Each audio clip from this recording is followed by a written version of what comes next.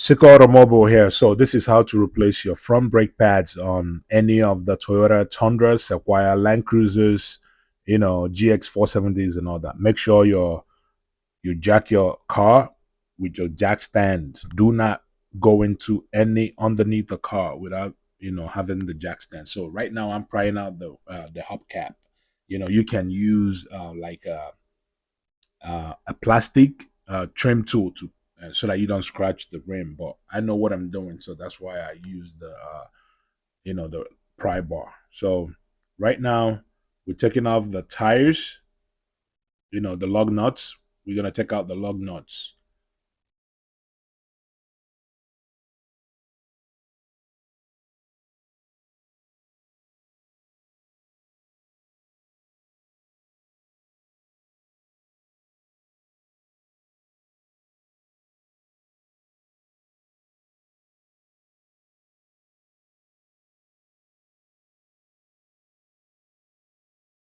Yeah. So the next thing I'm gonna do now is to turn the steering wheel. That way I can be able to access you know the the wheel and the brakes pretty good. That way I'm not struggling. Turn it. You know,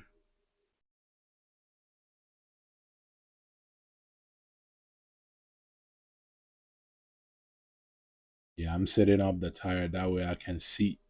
As long as you have your car, parked and all that, no problem. So right now I've turned the wheel towards me. That way I can be able to assess this. So what tools that I'm gonna use to do this? You don't need too much.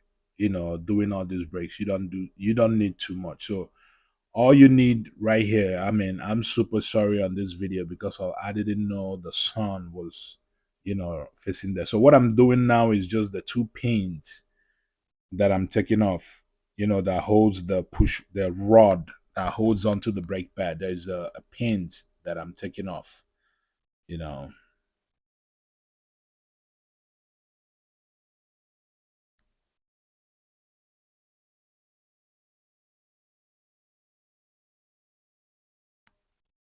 My camera is, messing up. Okay. So right now, the next thing I'm doing is just to take out those metal rods that holds onto the brake pads, you know. Like I said, you don't really need much on this. You can get yourself, just pliers, you know. Then take out this, there's a clip that holds onto the brakes. You're gonna take that out as well. Like I said, I'm super sorry on this video. The sun. I never knew, the sun was right there. You know. So right now, what I'm doing is, you're gonna just use your. Like I said, you don't need too much to do these brakes. To just pair of screwdrivers, Phillips screwdrivers. What I'm doing right now is to compress, you know, the the pistons, because on these cars they have four pistons. So you got to compress two on each side and two on the other side, to be able to take out the brake pad, and replace them. Because if you don't do it, you have to compress both.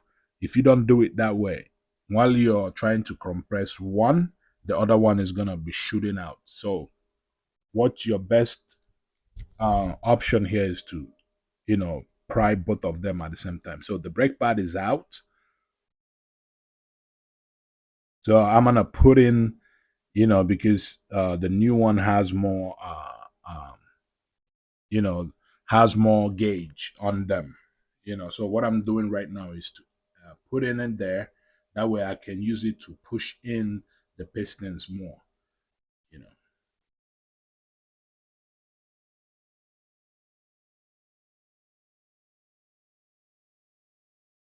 Yeah. So I'm putting on the let's say the plates on the brake pad, because they come with those shims and all that. So you really need to put them back, while doing your brakes. So right here, I'm putting the new brakes in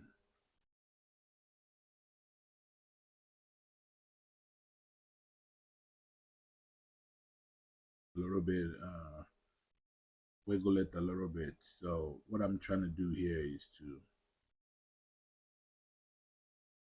put it in, just mess with it a little bit just with my hands. You should be able to use your hands to just push this in. So right now, like I said, I'm prying it a little bit more to compress the two pistons to allow me, you know, put the shim on the back of the brake pad. So that's what I'm doing now. You don't have to put it while